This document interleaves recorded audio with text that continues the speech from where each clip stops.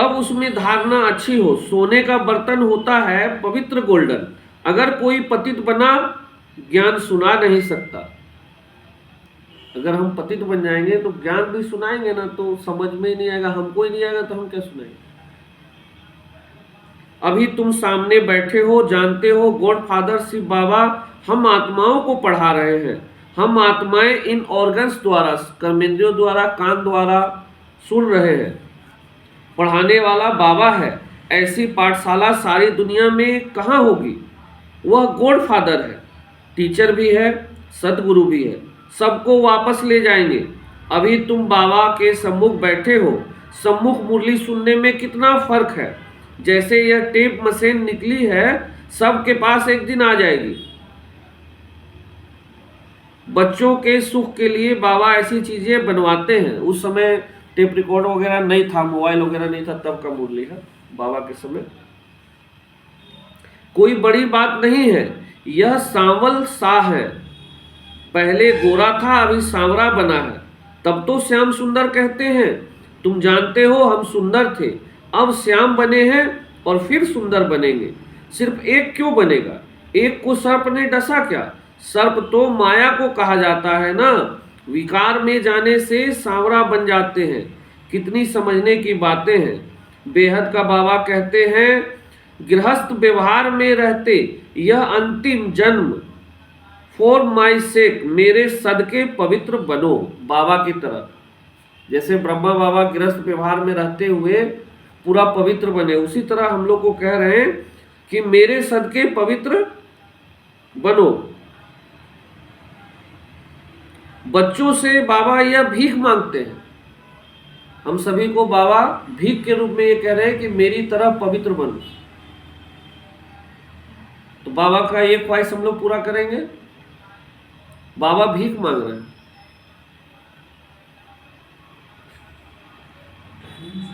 हैं। टाइमिंग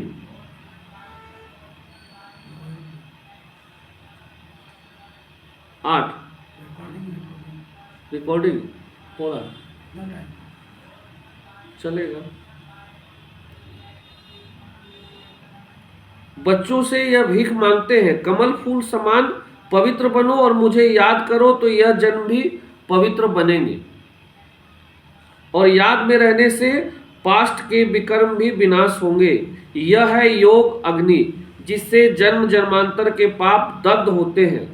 सतो प्रधान से सतो रजो तमो में आते हैं तो कला कम हो जाती है, खाद पड़ती जाती है। अब बाबा कहते हैं सिर्फ मामेकम याद करो, बाकी पानी की नदियों में स्नान करने से थोड़े ही पावन बनेंगे।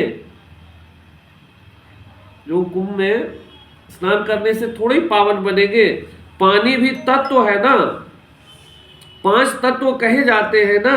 यह नदियां कैसे पतित पावनी हो सकती है। नदियां तो सागर से निकलती है।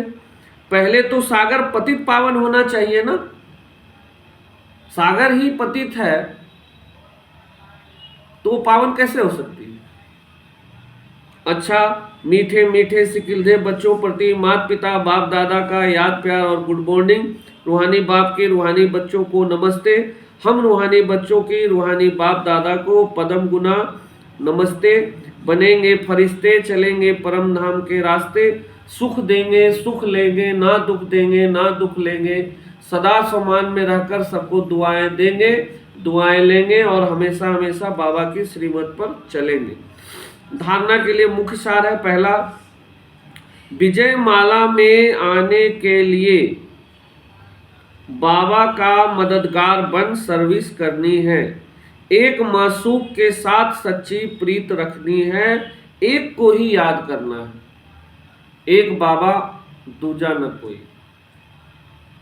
दूसरा है अपनी एक्यूरेट एम ऑब्जेक्ट को सामने रख पूरा पुरुषार्थ करना है। डबल अहिंसक बन मनुष्य को देवता बनाने का श्रेष्ठ कर्तव्य करते रहना है। वरदान है विजयपन के नशे द्वारा सदा हर्षित रहने वाले सर्व आकर्षणों से मुक्त भव। विजय रत्नों का यादगार बाबा के गले का हार आज तक पूजा जाता है। तो सदा यही नशा रहे कि हम बाबा के गले का हार विजय रत्न हैं, हम विश्व के मालिक के बालक हैं, हमें जो मिला है वह किसी को भी मिल नहीं सकता।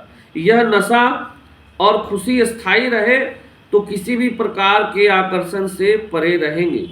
जो सदा विजयी हैं वो सदा हर्षित हैं, एक बाबा की याद के ही आकर्षण में आकर्षित है। स्लोगन है एक के अंत में खो जाना अर्थात एकांतवासी बनना। अव्यक्त इशारे हैं आज के। एकांत प्रिय बनो, एकता और एकाग्रता को अपनाओ, अभी सब मिलकर एक दो की हिम्मत बढ़ा के यह संकल्प करो कि अब समय को समीप लाना ही है और आत्माओं को मुक्ति दिलानी ही है। यह तब होगा जब सोचने को स्मृति स्वरूप में लाएंगे। यहाँ एकता और दृढ़ता है, जहाँ एकता और दृढ़ता है वहाँ असंभव भी संभव हो जाता है। ओम शांति।